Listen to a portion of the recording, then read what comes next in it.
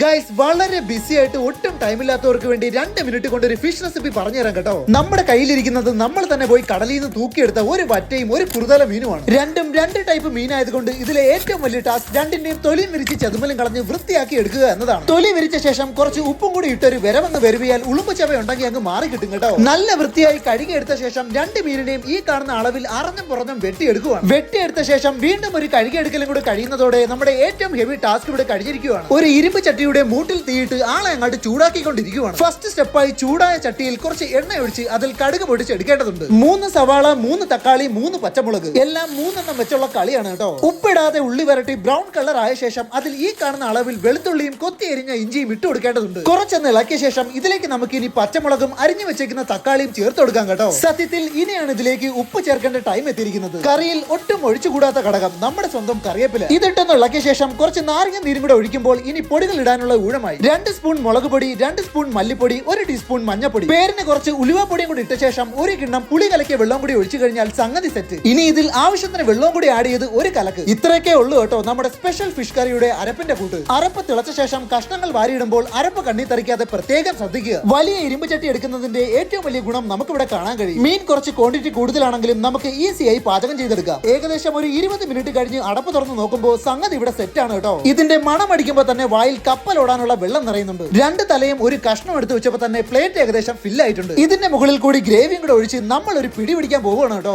സംഗതി ഇതിന്റെ കൂടെ കപ്പയാണ് ബെസ്റ്റ് എങ്കിലും തൽക്കാലത്തേക്ക് നമ്മൾ ബ്രെഡ് വെച്ച് അഡ്ജസ്റ്റ് ചെയ്യാൻ പോവുകയാണ്. എന്തായാലും ടേസ്റ്റ് ചെയ്ത് നോക്കിയപ്പോൾ എടുത്തു പറയേണ്ട കാര്യമില്ല. സംഭവം ഉണ്ടാക്കാൻ ഈസി ആണെങ്കിലും ടേസ്റ്റ് അതിന്റെ അപ്പുറമാണ് കേട്ടോ.